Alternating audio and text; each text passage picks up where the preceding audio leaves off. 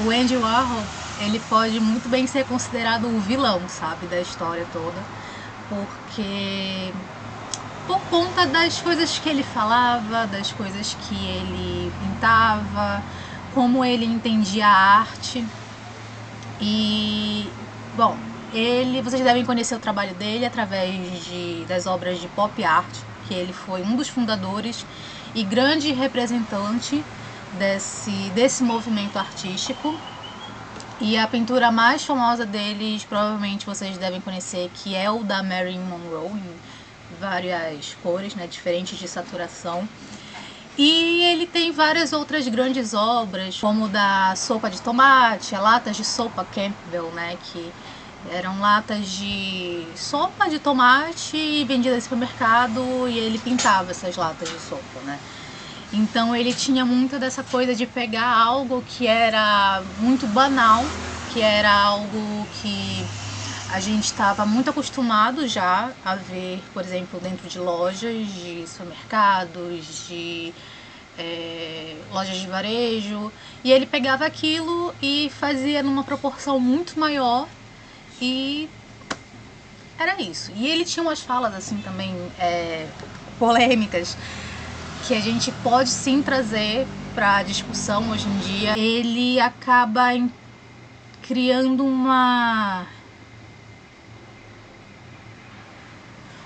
um tipo de comunicação artística diferente do que a gente já estava acostumada antes, né? Porque a pop art, ela vem logo depois da arte conceitual, né? Então ela vem depois do dadaísmo, do surrealismo. Então, assim, pra mim, a gente estava indo para um caminho muito legal com o surrealismo, e foi assim, comido todo o surrealismo por causa da pop art, que foi quando, não necessariamente quando, né, mas foi quando a publicidade ela entrou mais dentro do mercado artístico. Não que antes isso não existia, tá, gente? Isso já existia, a arte, a comunicação, o marketing, etc. Elas sempre estiveram ali, ó, uma do lado da outra, mas foi através da pop art que assim teve esse boom, e que de repente toda a arte agora ela é para massa, ela é voltada só para vou falar venda, tá? Não que as artes antes elas não fossem voltadas para venda, mas é que agora ela tá muito mais comercial. Essa é a palavra, comercial. E, gente, quando eu falo assim que pra mim ele é o vilão, sabe? Tudo, não quer dizer que eu tô dizendo que ele era mal, tá? Inclusive, eu gosto muito dos vilões, pra mim eles têm as melhores histórias. E eu acho que a história da arte, ela precisa sim de um vilão, saca? E eu inclusive acho que ele iria até gostar de ser atribuído esse título a ele. Como ele era um artista muito comercial, ele começou a carreira dele desenhando sapatos. Foi lá para a década de 50, ele conseguiu a primeira exposição dele, que foi uma exposição de sapatos, que era aquilo que ele desenhava, e não foi muito bem recebida, mas mesmo assim ele conseguiu ser incluído numa exposição coletiva no Museu de Arte Moderna de Nova York. Então, dessa exposição coletiva, surgiu outras oportunidades para ele, como começar a trabalhar em estúdios de gravadoras de música, fazendo capas de álbuns e materiais promocionais. Então aí já viu, né? Já começou a entrar nessa parte mais da indústria musical, né? Que é uma indústria gigantesca, muito comercial. E ele já era um artista comercial, e as coisas foram casando. E na década de 60 ele começou a fazer essa série das latas de sopa de tomate. E aí o cara estourou, e ele acabou organizando um simpósio sobre a pop art. E ele foi muito criticado pelos artistas que estavam lá, por conta que a arte dele via muito pro consumismo. Então, os críticos, eles acabaram ficando tipo chocados assim dessa aceitação que a cultura de mercado teve por ele, saca? E, enfim, falem bem, falem mal, falem de mim, o cara lá tava fazendo dele, tava fazendo seu nome, ganhando sua grana e fazendo história, literalmente. E aí, a partir disso, ele conseguiu ter o seu próprio estúdio, que esse estúdio, com o tempo, acabou sendo um ponto de encontro de artistas, de músicos, de celebridades underground. Era o point, era o hype do momento, o estúdio de Andy Warhol. E aí a gente tem um outro evento muito crucial na carreira dele, que foi uma exposição em que ele projetou uma sacola branca normal de compras de $12 em uma lata de sopa Campbell's, né?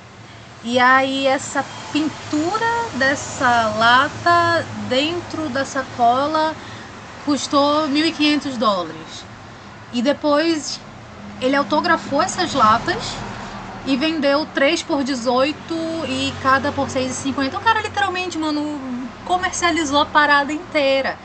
Então essa exposição, ela foi um dos primeiros eventos de massa que confrontava diretamente o público com o público geral e os artistas tanto da arte pop quanto de outros movimentos, com a eterna questão que a gente tem hoje de o que é arte, né? Tudo é arte. E aí ele continuou com seus trabalhos em ilustração, contratou equipe, ensinou para a equipe o método dele de produzir e criou uma linha de produção das pinturas dele e o cara só foi, ó. Fora que ele também tinha um estúdio de filmagem, porque o cara, ele também era um diretor de cinema.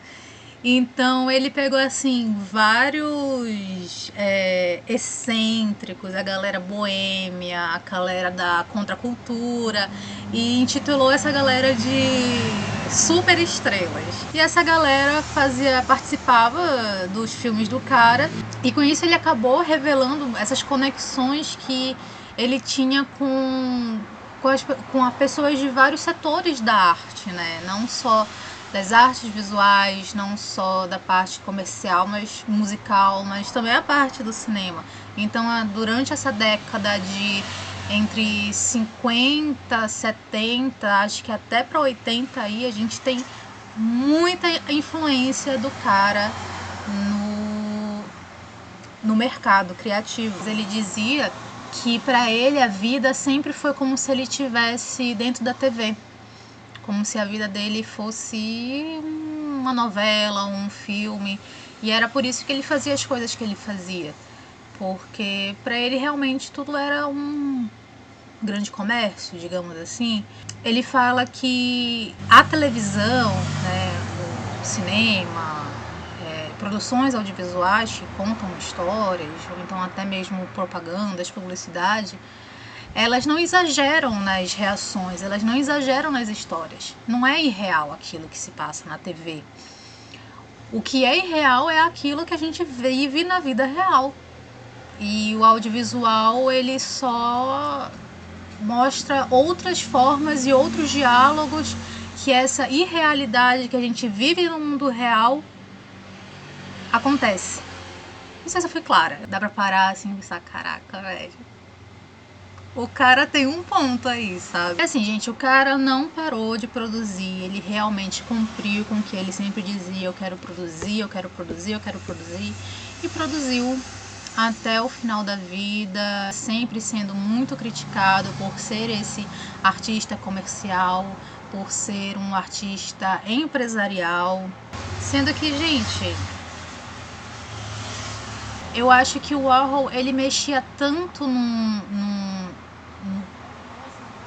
no tendão de Aquiles dessa galera, sabe, super egocêntrica, que eles rebatiam com críticas mesmo a ele, tanto que alguns jornalistas, outros críticos assim, eles falavam que ele tinha capturado o zeitgeist perfeito da cultura americana da década de 70, saca? É um passarinho. E é aquilo, gente, eu falo que eu não curto as obras do cara, Mas a real é que eu não sei se eu sou fã ou se eu sou hater, porque a história dele é muito legal quando a gente vai parar pra ver. Ele era uma pessoa que batia de frente não com o sistema, mas com as pessoas que criticavam o sistema por não recompensá-las, sabe? Sendo que parabéns, Andy Warhol, você fez história, você continua sendo um dos artistas assim mais referenciados no dia de hoje, então, e você estaria muito feliz, eu acho, se você estivesse vivendo aqui hoje nessa geração, nos anos 2024, porque hoje em dia você teria a inteligência artificial para te ajudar.